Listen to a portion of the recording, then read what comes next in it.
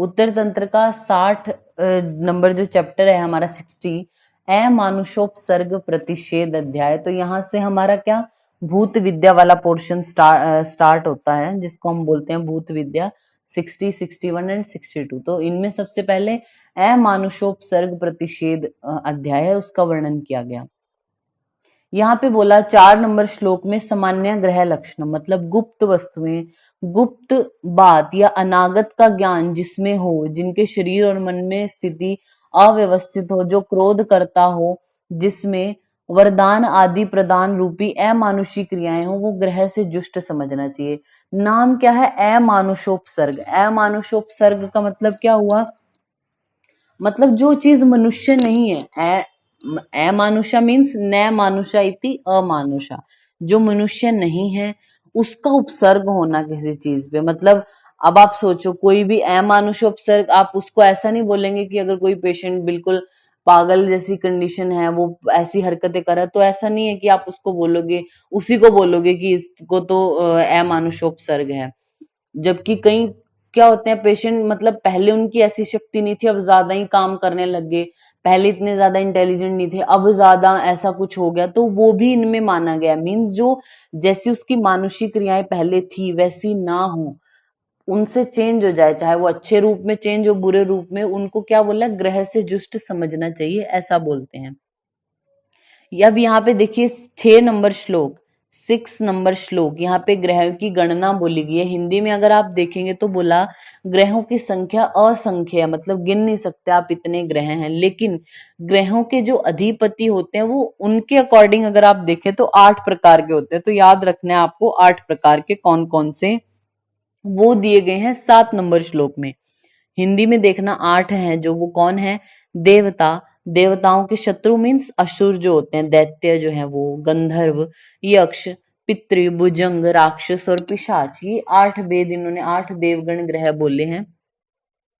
विमर्श की 3rd line में देखना आप, विमर्श 3rd लाइन, चरक ने दैत्य और भुजंग को नहीं माना, ये आपको याद रखना है। अब इनके लक्षण है कि जो देवताओं से जुष्ट किसको आप समझे, कैसे पेशेंट को आप समझे कि देवताओं ने उपसर्ग किया है इसके ऊपर, या फिर असुरों ने कब समझे, गंधर्व का क्या है।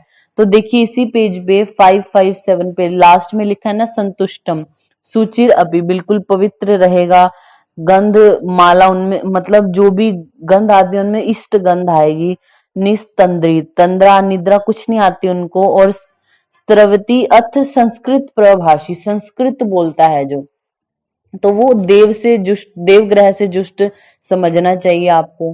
फिर नेक्स्ट 9 नंबर श्लोक में देव शत्रु जुष्ट मीन्स असुरों से जुष्ट हो। तो देखिए हिंदी की 3rd लाइन में बोला नास्तिक होते हैं, और बहुत खाने पर भी अन्न या पेय आदि से तृप्ति ना हो मीन्स असुर है।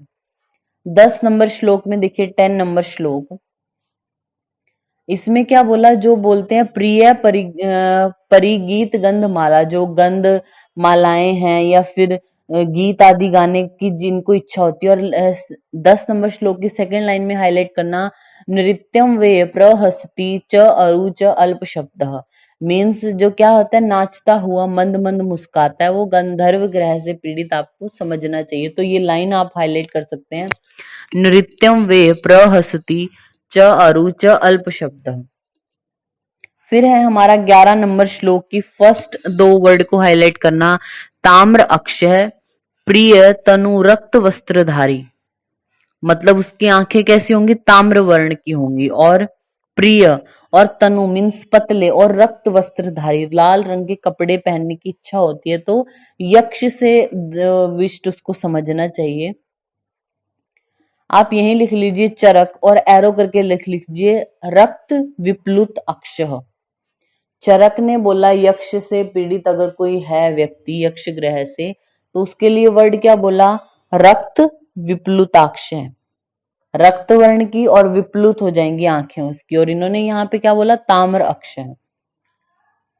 फिर ये भी अगर ना पूछें तो सुश्रुत के अकॉर्डिंग इंपॉर्टेंट है इनकी याद रखना कि किस दिन आक्रमण करते हैं, मतलब टाइमिंग है इनकी। ऐसा नहीं है कि देवता कभी भी किसी व्यक्ति में उपसर्ग कर लेते हैं या फिर यक्ष किसी में, तो उनकी कुछ जो है वो पर्टिकुलर डे बताए गए हैं। तो 17 और 18 नंबर श्लोक में देखिए 17 और 18, इसमें क्या बोला गया, देव ग्रह पौर्णियम को हाईलाइट किया आपने, देव ग्रह पौर्णमास्यम, पूर्णमासी जो होती है पूर्णिमा उसको।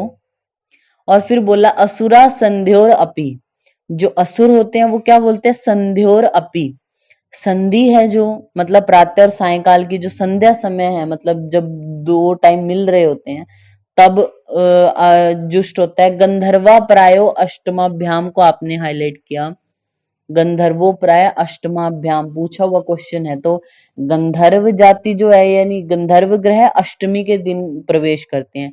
यक्षाश्च प्रतिपदा, जो यक्ष है वो प्रतिपदा को।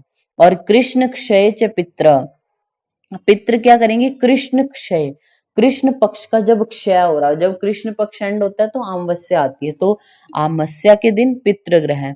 और पंचमाम अपीच उर्गा को आपने हाईलाइट किया, उर्गा मीन्स सांप को आप बोलते हो, भुजंग जिसको बोला जाता है ना, कोबरा, भुजंग मीन्स उरग जो होते हैं। तो नाग पंचमी आपने सुना होगा, तो नाग या उरग बोलते हैं जिसको, या भुजंग से कब होगा, पंचमी के दिन। इससे एक ईद तो याद रह जाएगा आपको, नाग पंचमी मतलब उरग है जो, या भुजंग बोलते हैं, या सांप, सर्प, ये सब पंचमी के दिन एंटर होगा। इस तरीके से गंधर्व अष्टमी याद रखना, पितृ का कृष्ण क्षय बोला, और देव ग्रह पूर्णिमा, और गंधर्व अष्टमा इंपॉर्टेंट है ये। फिर उसके बाद बोले राक्षसी निशा, राक्षस ग्रह रात्रि में, पिशाचा चतुर्दशा, और पिशाच जो होते हैं वो चतुर्दशी के दिन बॉडी में एंटर करते हैं, ऐसा बोला गया।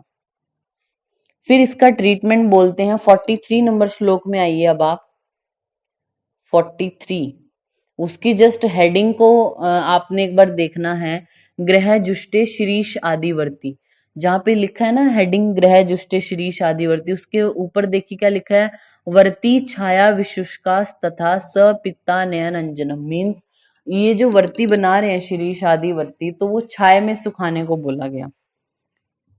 फिर उससे नेक्स्ट हेडिंग है 44 में, ग्रह जुष्टे नक्तमाल आदि वर्ती, तो ये वर्तियों के नाम है, कुछ आपको याद रखने हैं, नक्तमाल आदि वर्ती, शीरीष आदि वर्ती। फिर 45 में हाईलाइट करना ग्रह दोषे सैंधवादि वर्ती को, इंपॉर्टेंट है, ग्रह दोष में सैंधवादि वर्ती है अकॉर्डिंग टू आचार्य सुश्रुत, ग्रह दोष में सैंधवादि वर्ती।